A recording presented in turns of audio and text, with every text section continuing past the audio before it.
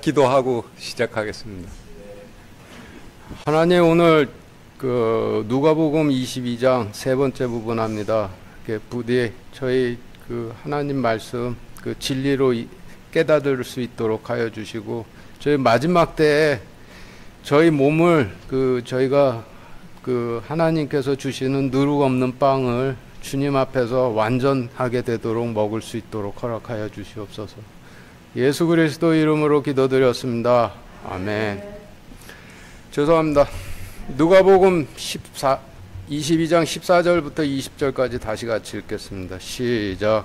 시간이 이르매 그분께서 12사도와 함께 앉으시고 그들에게 이르시되 내가 고난을 받기 전에 너희와 함께 이 유월절 어린 양 먹기를 바라가 또 바라노라.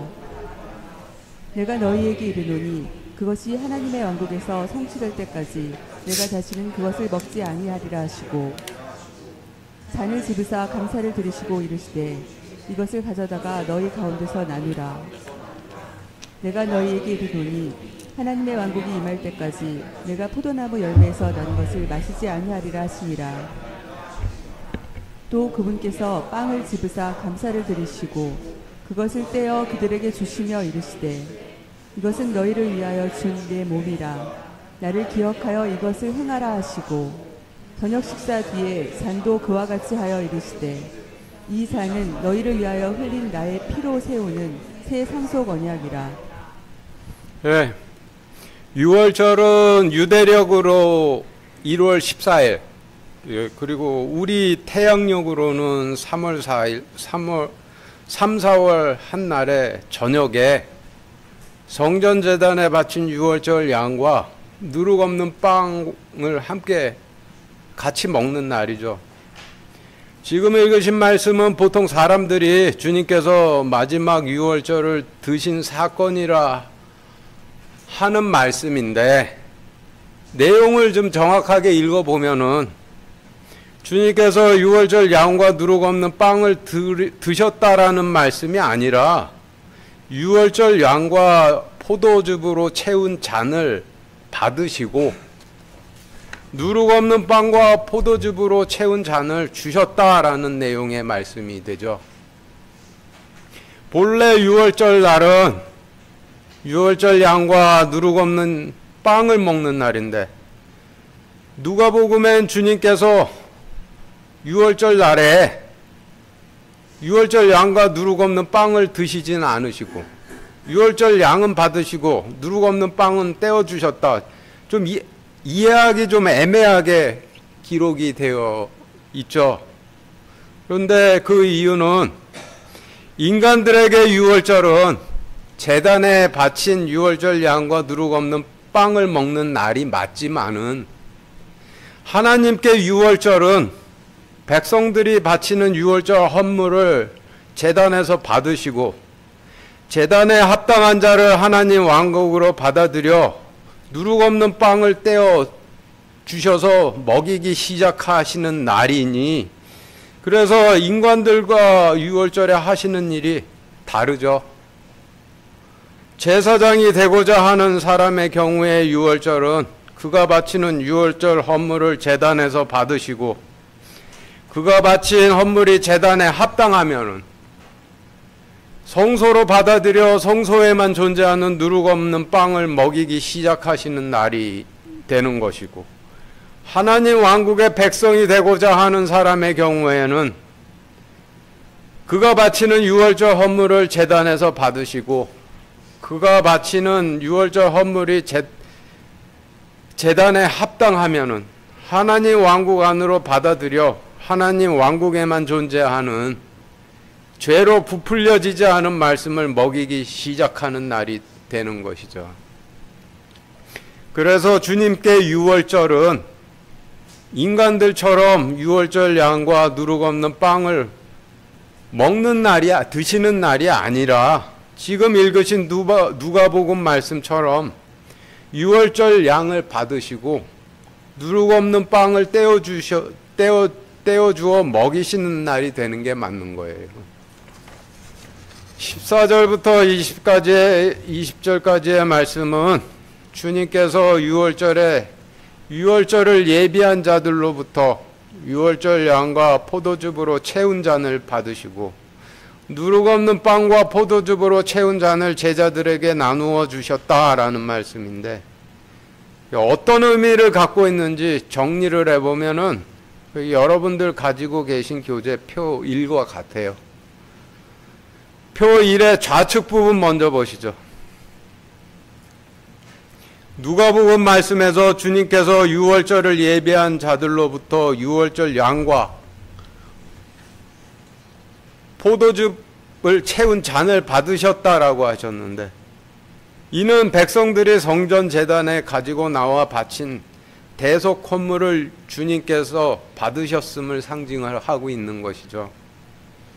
누가복음 말씀에서 주님께서 받으신 유월절 양은 백성들이 자신의 몸 대신 제단에 바친 대속 헌물을 의미하고, 주님께서 받으신 포도즙을 가득 채운 잔은 백성들이 자신의 피 대신 바친 대속물을 의미하는데, 포도즙은 포도를 바로 짜낸 포도즙 물을 의미하죠.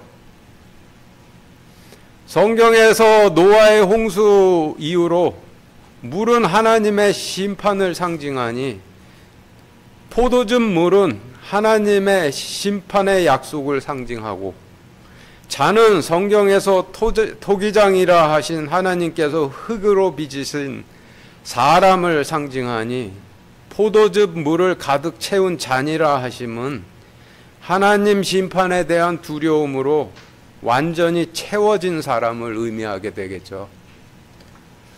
창세기 때 하나님께서 노아에게 이 땅의 모든 생명체를 전부 홍수로 심판하시겠다는 말씀을 주셨는데, 노아가 그 말씀을 듣자마자 단번에 방주로 돌이켰을 것 같으세요? 안 그랬을 것 같으세요? 한 번 듣고 단번에 돌이키지는 않았겠죠. 홍수의 심판에 대한 두려움이 노아의 꼭지까지 찼을 때, 이대로 있다가는 하나님의 심판에 반드시 멸망할 것이라는 것을, 자신도 멸망하고 말 것이라는 것을 깨달았을 때, 그때 비로소 방주로 돌이켰겠죠. 이를 누가복음식으로 표현을 하면은 노아의 잔에 포도즙 물이 가득 찼다가 되는 것이고, 이를 요한복음식으로 표현을 하면은 노아의 항아리에 물이 아기까지 찼다가 되는 것이고, 다른 성경적으로 표현을 하면은 노아가 물에 완전히 침례가 됐다고 하는 것이 되죠. 성경에서 침례는 욕탕에 들어갔다 나오는 그 의식을 의미하는 것이 아니라 노아와 같이 하나님 심판에 대한 두려움에 꼭지까지 잠기는 것을 의미하고 있는 거예요. 그런데 어째서 누가복음 말씀에서는 하나님의 심판을 그냥 물이라 하질 않으시고 포도즙 물이라 하셨느냐? 하나님 심판의 두려움에 완전히 침례되는 일은 어떤 곳에서도 일어나질 않고 오로지 하나님의 포도원에서만 일어나는 일이니까, 그래서 그냥 물이 아니라 포도즙 물이라 하시고 계신 것이죠. 초림 당시 유월절이 되면은 남유다 왕국의 거의 모든 백성들이 예루살렘 성전으로 나아가 유월절 헌물을 바치고 먹었었는데, 누가복음 말씀에서 주님께서 유월절 날에 포도즙 물로 채운 잔을 받으셨다라고 기록하신 말씀은 주님께서 모든 자들이 제단에 바치는 헌물을 받으시는 것이 아니라 오로지 하나님 심판의 약속에 완전히 침례돼 하나님 왕국으로 돌이키길 소원하는 자들이 바치는 헌물만 받으신다라는 의미를 알려주시기 위해 그렇게 기록이 되어 들어가 있는 것이 되는 거죠. 그리고 그와 동시에 시사하는 바는 지금 주일이 되면은 교회로 모이는 모든 교인들에 대해서도 그렇다는 뜻이 되는 거예요. 여러분들 외국에 여행 가서 그 나라에 입국하려면 입국 심사 받죠. 입국 심사는 입국하려는 자가 그 나라의 법에 적법한 자인가 아닌가를 심사받는 과정인데, 인간들의 나라에서는 입국 심사를 맡은 심사관들이 전지전능하지도 못하고 인간들의 법도 완전치를 못하니 서류상 하자만 없으면 대충 통과가 되죠. 하나님 왕국도 하나님 왕국으로 입국하려면은 입국 심사를 받는데, 하나님 왕국의 법에 적법한 자인가 아닌가를 심사받는 과정이 되는 거예요. 그런데 하나님 왕국에서는 입국 심사를 맡은 자가 전지전능하신 하나님이시니 율법에 완전하지 못하면은 단 한 사람도 통과할 수가 없어서 오로지 하나님 진노의 대상인 광야와 세상에 남겨지게 되는 것이죠. 그런데 하나님께서 하나님 왕국에 입국하길 간절히 소원하는 자들에 한해서는 큰 긍휼을 베푸셔서 입국심사 요건을 대폭 완화시켜 주셨는데, 입국하려고 하는 자의 몸 대신 대속 건물의 몸을 제단에 불태우고, 입국하려 하는 자의 피 대신 하나님 심판에 대한 두려움을 가득 채워오는 것으로 대신케 해주신 것이죠. 그 결과 대속 건물과 자신 안에 채워온 하나님 심판의 약속에 대한 두려움을 대신 받으시고 하나님 왕국에 입국을 시켜주시는 것인데, 하나님 왕국에 입국하기를 소원하지만은 하나님 왕국에 접법치는 못한 자들의 몸과 피 대신 대속물을 받으시는 것이 되는 것이죠. 그런데 말씀 전하는 사람들이 말씀 들으러 나오는 백성들의 잔에 물을 부어주지는 않고 포도주를 대신 부어주면 어떻게 되겠어요? 하나님 제단에 헌물을 바치러 나올 때 하나님 심판에 대한 두려움으로 하나님 왕국에 들어가겠다는 소원을 가지고 나오지는 않고, 반대로 피로 의롭게 되었다 취해서 자신이 하나님 왕국에 합당하다라는 착각만을 가득 채워가지고 나와 한쪽은 입국 심사에 통과해 하나님 왕국으로 들어가게 되는 것이고, 다른 한쪽은 입국 심사에 거절돼 하나님 왕국으로 못 들어가게 되는 것이죠. 그래서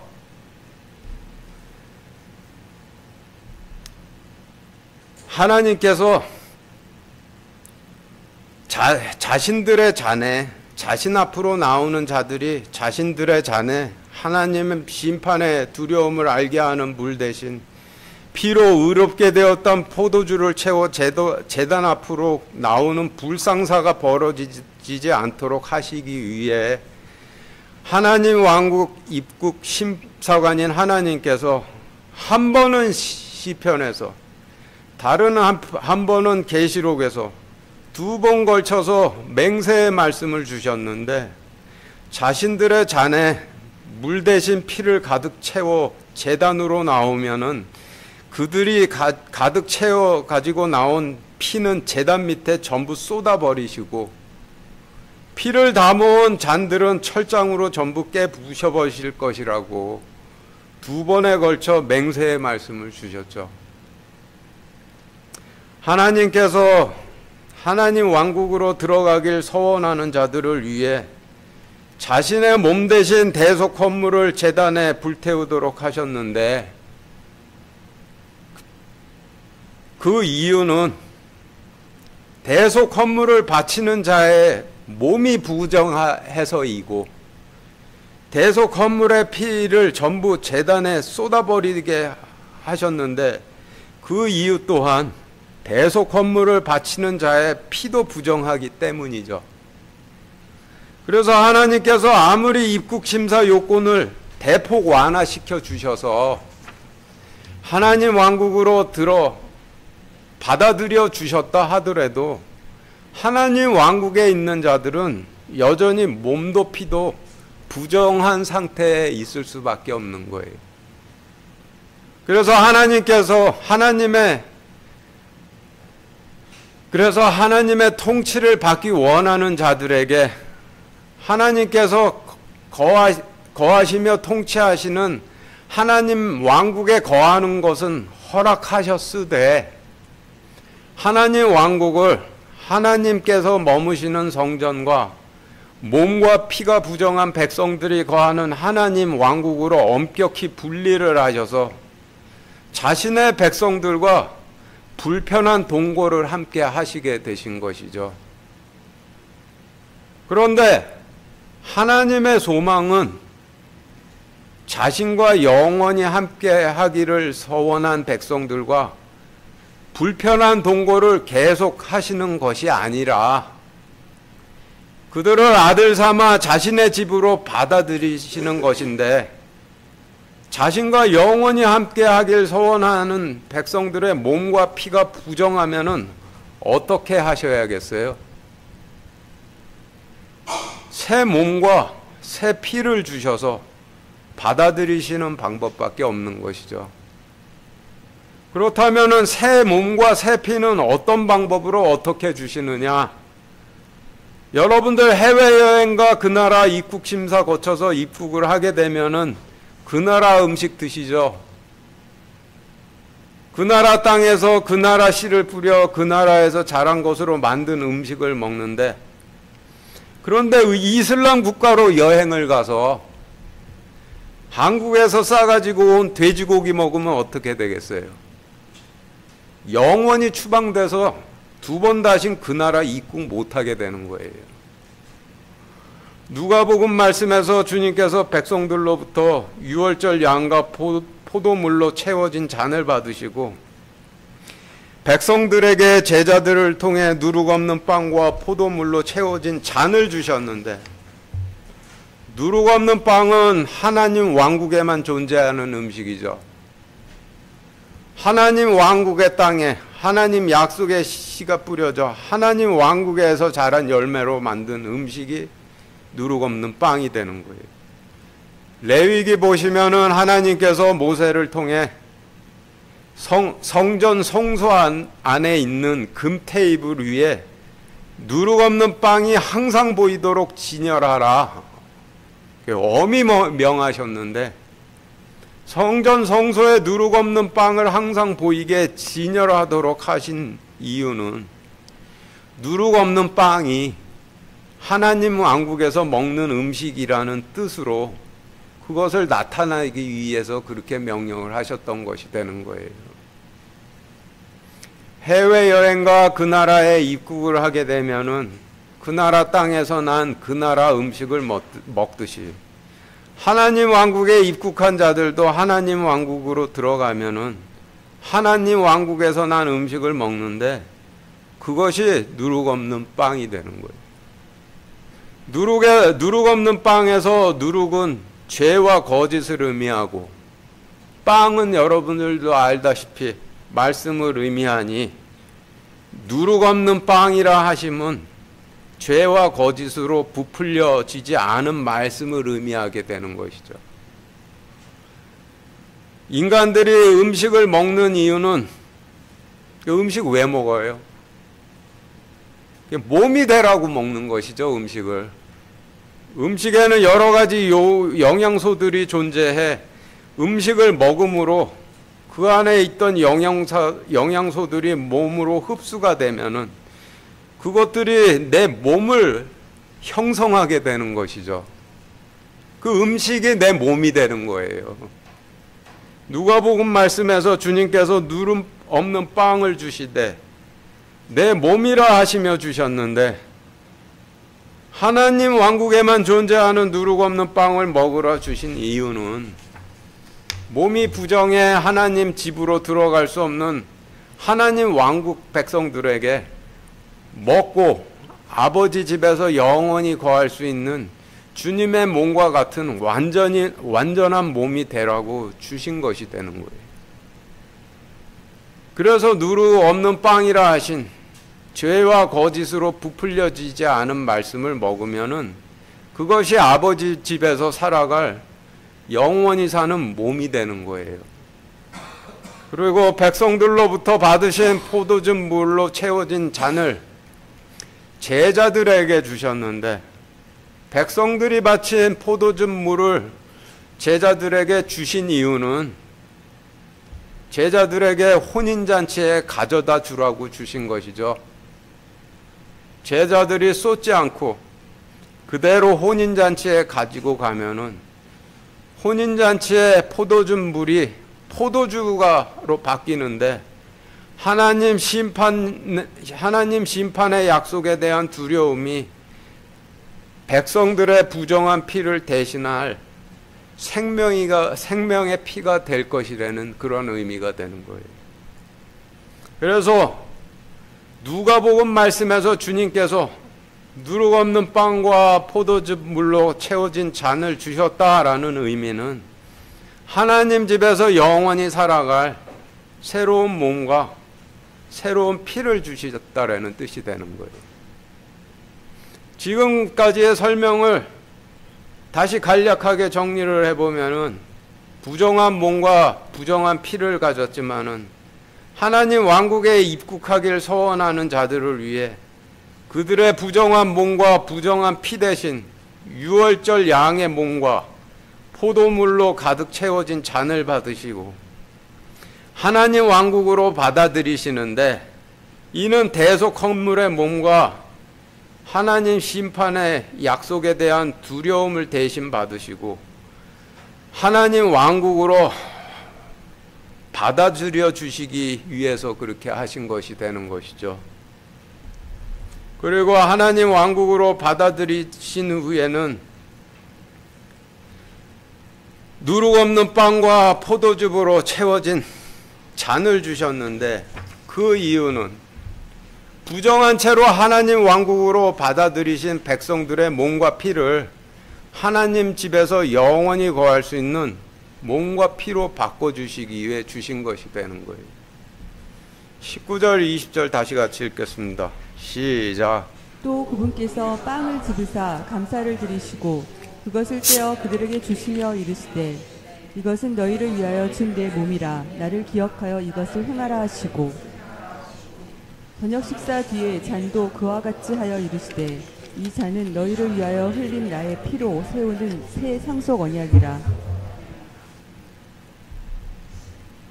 인간들에게는 과거, 현재, 미래를 나누는 시제라는 것이 존재를 하지만은, 그러나 하나님께는 시제라는 것이 존재치를 않죠.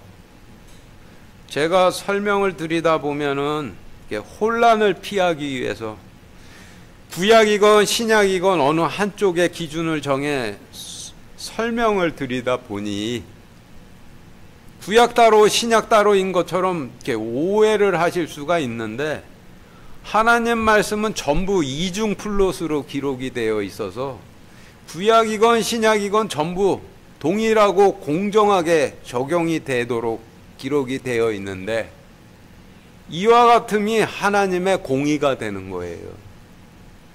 지금 읽으신 말씀도 미래형 시제로 느껴져서 신약시대 백성들에게만 적용이 되는 말씀 같지만은 하나님 왕국의 백성으로 살다 무덤으로 들어가 자고 있는 구약시대의 백성들이건 누가복음 말씀을 지금 듣고 있는 현재의 제자들이건 미래에 등장할 신약시대의 백성들이건 모든 백성들에게 주시는 약속이 되는 거예요. 지금 읽으신 말씀의 어휘를 정리를 해보면 여러분들 가지고 계신 교재 표 2와 같은데 표 2 보시죠. 빵은 유월절에 먹는 누룩 없는 빵으로 하나님 왕국 땅에만 존재하는 죄로 부풀려지지 않은 말씀을 의미하는데, 하나님 왕국의 백성으로 살다 무덤으로 들어가 자고 있는 구약 시대의 백성들에게건 하나님 왕국 백성으로 살다 무덤으로 들어가 자고 있는 구약 시대의 백성들에게 누룩없는 빵은 죄로 왜곡되지 않은 구약 말씀을 의미하고, 앞으로 등장할 신약 시대의 백성들에게는 누룩없는 빵이 죄로 왜곡되지 않은 신약 말씀을 의미하게 되겠죠.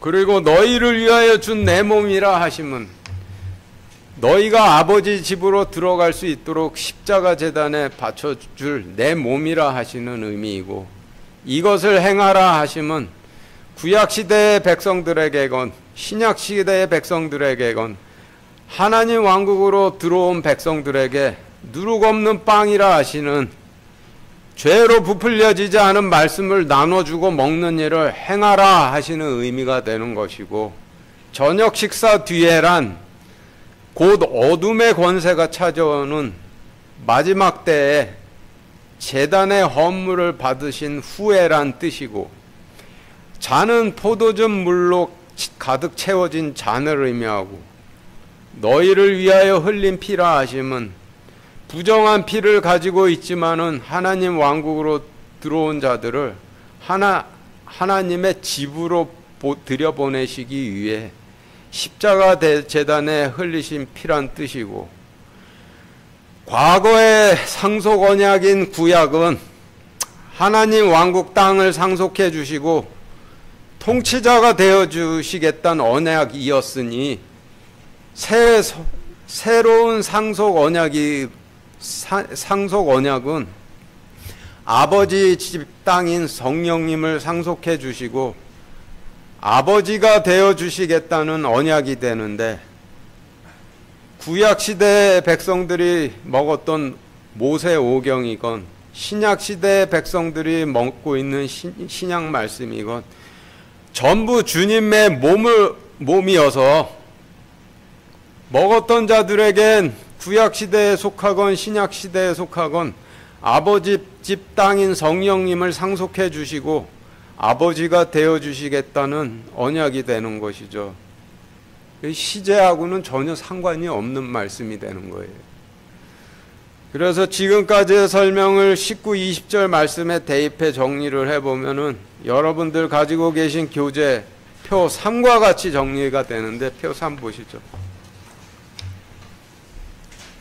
19절 말씀은 또 그분께서 하나님 왕국에만 존재하는 죄로 부풀려지지 않은 말씀을 집으사 감사를 드리시고 그것을 떼어 그들에게 주시며 이르시되, 이것은 하나님 왕국으로 들어온 너희들이 아버지 집으로 들어가도록 십자가 제단에 바쳐줄 내 몸이었느니라.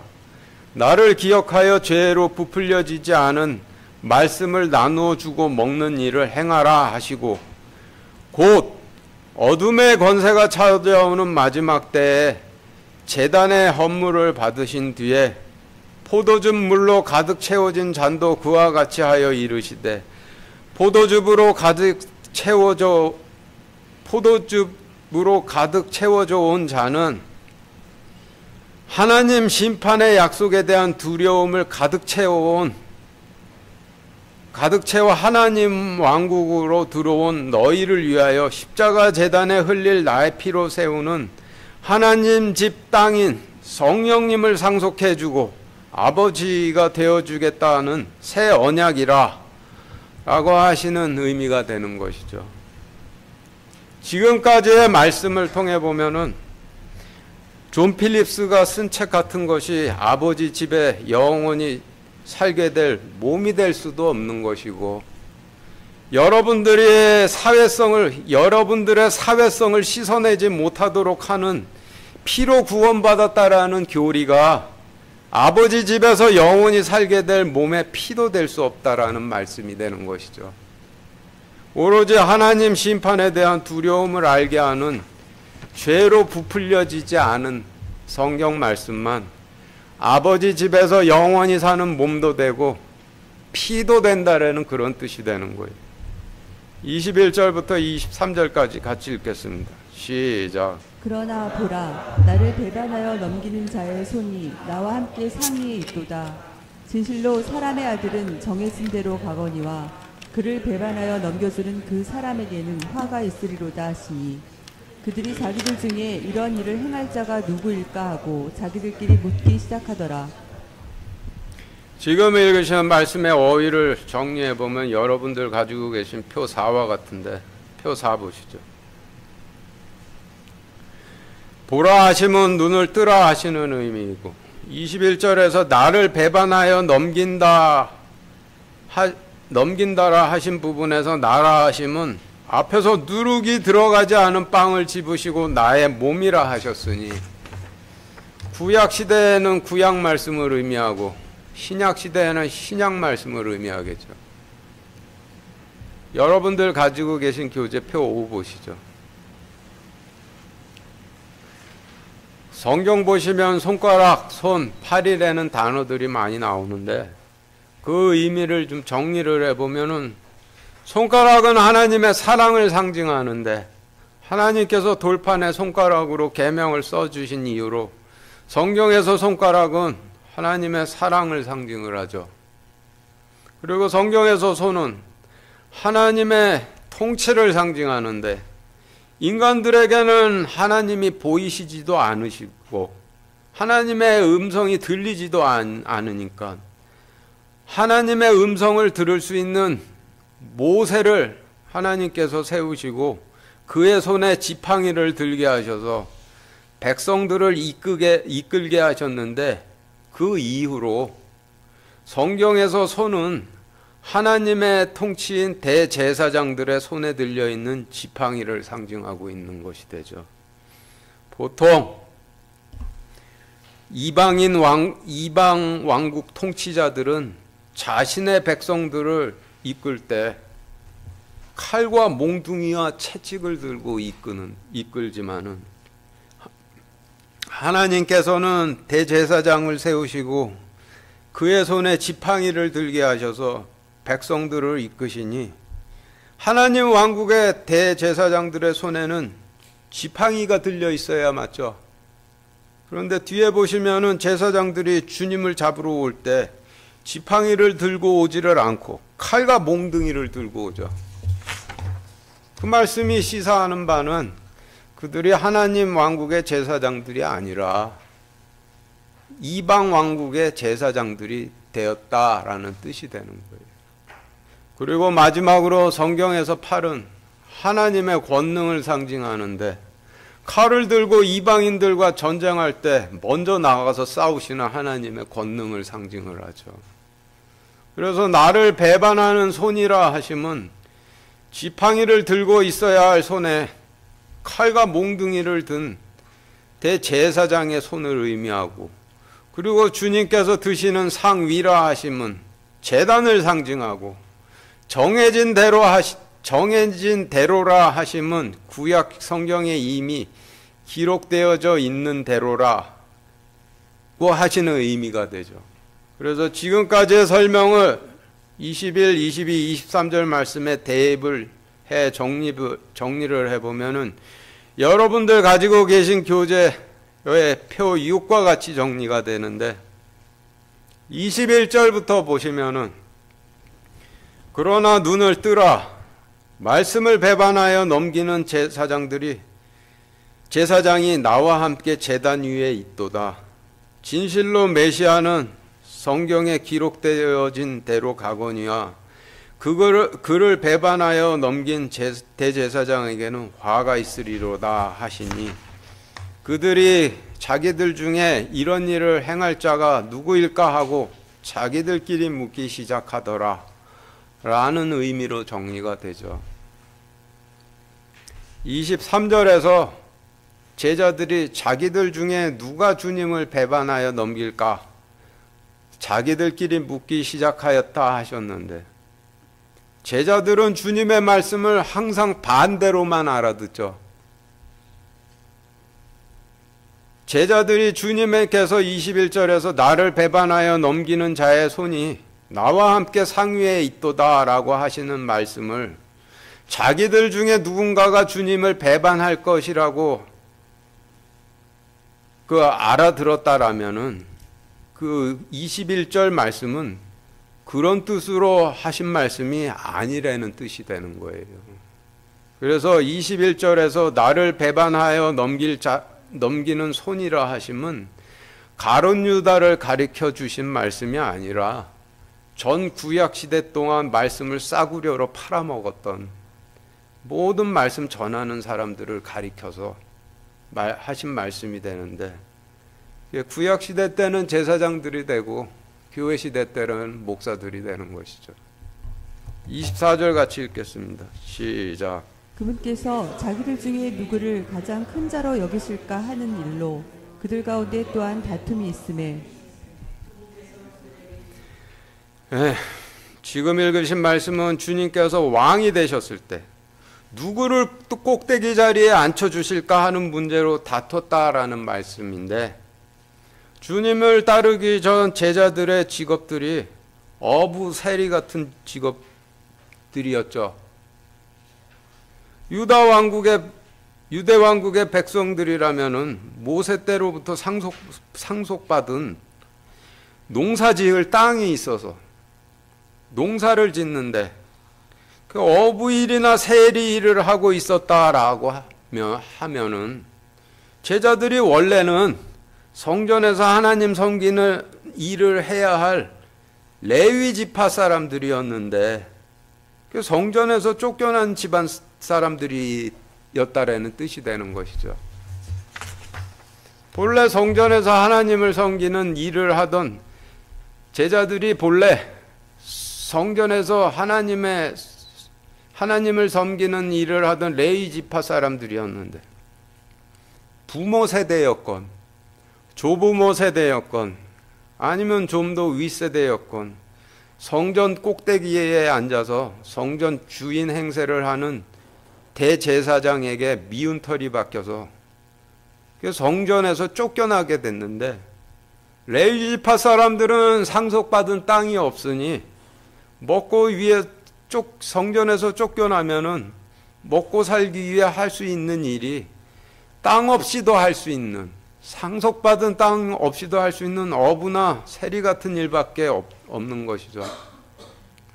그렇다면은 그런 제자들에게 바람이 있다라면 뭐가 되겠어요?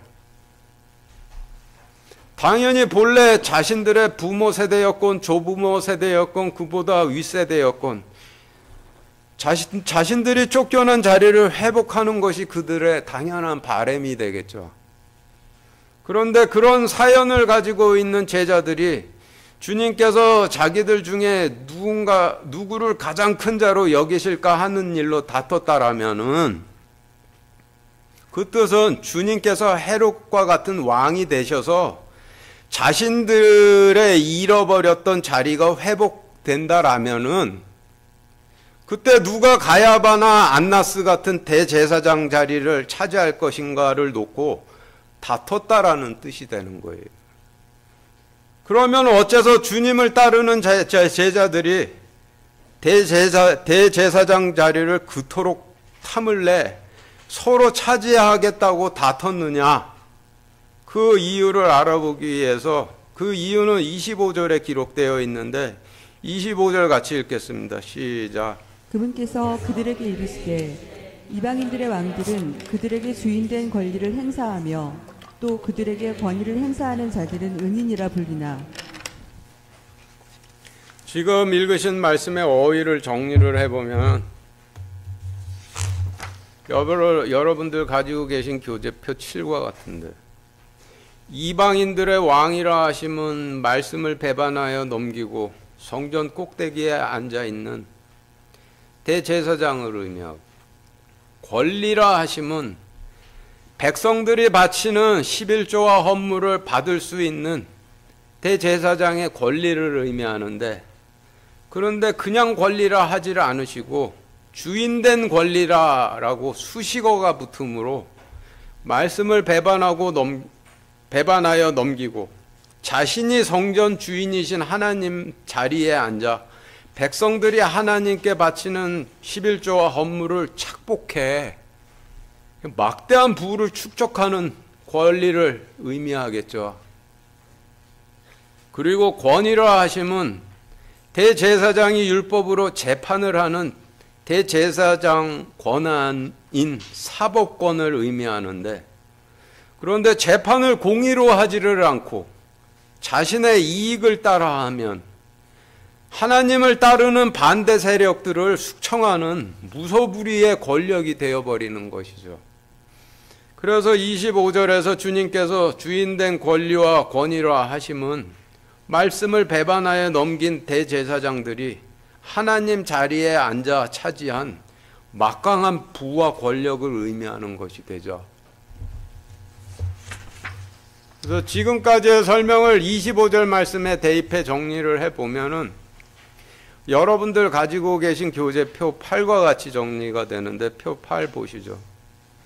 그분께서 제자들에게 이르시되 말씀을 배반하여 넘긴 대제사장들은 너희에게 주인이신 하나님 자리에 앉아 백성들이 하나님께 바치는 11조와 헌물들을 착복하는 권리를 행사하며 또 너희에게 율법으로 재판하는 권력을 행사하며 은인이라 불리나 라는 의미로 정리가 되죠. 여러분들, 국가 권력 중에서 가장 큰 권력이 뭐예요? 재판을 할 수 있는 사법권과 세금을 걷어들일 수 있는 징세권이 징세권이 되는 것이죠. 사법권과 징세권이 국가 권력의 핵심에 되는 두 축이 되는 거예요. 그런데 북한과 같은 독재 국가에서는 국가 권력인 재판을 할 수 있는 사법권과 세금을 징수할 수 있는 징세권을 사유화해 막강한 부와 권력을 쌓아 이를 기반으로 독재 체제를 유지하는 것인데, 초림 때 말씀을 배반해 넘긴 남유다 왕국의 대제사장들도 주님께서 주신 권리와 권위를 사유화해 지금 북한의 김정은이나 중세시대의 교황들처럼 막강한 부와 권력을 차지해 누리고 있는 것이고, 주님 앞에 그런 것을 보면서 자란 제자들은 주님 앞에서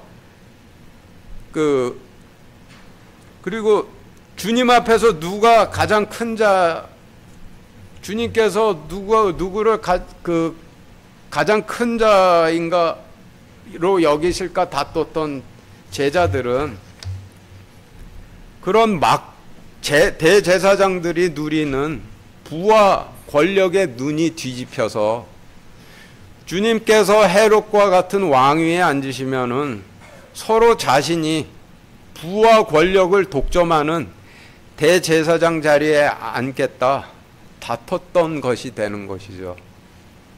마태복음 4장 5절 8절 같이 읽겠습니다. 시작. 이에 마귀가 그분을 데리고 거룩한 도시로 올라가 성전 꼭대기에 그분을 세우고, 마귀가 다시 그분을 데리고 심히 높은 산으로 올라가 세상의 모든 왕국들과 그것들의 영광을 그분께 보여주며. 지금 읽으신 말씀은 부와 권력의 눈이 뒤집혀 대제사장들이 기어 올라간 심히 높은 꼭대기는 마귀가 데리고 가는 곳이라는 뜻이죠. 그런데 제자들이 주님께서 헤롯처럼 왕위에 앉으시면은 자신들이 꼭대기 자리를 차지하겠다고 다투고 있으니 마귀한테 밀가불리듯이 까불리고 있다라는 뜻이 되는 것이고, 그걸 다 아시는 주님께서는 제자들로 인해서 간접적으로 마귀에게 시험을 받으시고 계신 것이 되는 것이죠. 22절부터 24절까지 다시 같이 읽겠습니다. 시작. 진실로 사람의 아들은 정해진 대로 가거니와 그를 배반하여 넘긴 주는 그 사람에게는 화가 있으리로다 하시니, 그들이 자기들 중에 이런 일을 행할 자가 누구일까 하고 자기들끼리 묻기 시작하더라. 그분께서 자기들 중에 누구를 가장 큰 자로 여기실까 하는 일로 그들 가운데 또한 다툼이 있음에. 네, 먼저 읽으신 22절, 23절 말씀과 뒤에 읽으신 말씀이 전혀 연관성 없는 것 같지만은 22절, 23절에 대한 답이 24절이 되는 것이죠. 22절, 23절 말씀에서 주님의 말씀을 들은 제자들이 누가 주님을 배반하여 넘겨줄까 궁금해했는데 24절 말씀은 제자들처럼 마귀한테 밀가불리듯 까불려 자신이 부와 권력을 독점할 수 있는 대제사장 자리에 앉겠다 다투는 자들이 주님을 배반하여 넘겨줄 자가 된다라는 설명의 말씀이 되는 것이죠. 26절 같이 읽겠습니다. 시작. 너희는 그리하지 말지니 너희 가운데 가장 큰 자는 어린 자와 같고 으뜸인 자는 섬기는 자와 같을지니라. 네, 지금 읽으신 말씀에서 가장 큰 자라 하심은 대제사장을 의미하죠. 그래서 26절 말씀의 의미는 서로 부와 권력을 독점하는 대제사장 자리에 앉겠다 다투는 제자들에게 본래 주님께서 대제사장들에게 백성들이 바치는 11조 헌물을 받을 권리와 율법으로 재판하는 권위를 주심은 말씀을 팔아먹고 부와 권력을 취하라고 주신 것이 아니라 부에 대해서는 어린 자와 같이 하고 사법권에 대해서는 섬기는 자와 같이 하라고 주셨다라고 설명을 하시는 말씀이 되죠. 27절 같이 읽겠습니다. 시작. 음식 앞에 앉은 자와 섬기는 자 중에 누가 더 크냐? 음식 앞에 앉은 자가 아니냐? 그러나 나는 섬기는 자로 너희 가운데 있노라. 예, 지금 읽으신 말씀은 이중 플러스로 기록이 되어 있죠. 첫 번째 뜻은 음식을 먹을 때 먹으려고 식탁에 앉은 사람과 음식 시중 드는 사람 중 누가 더 크냐?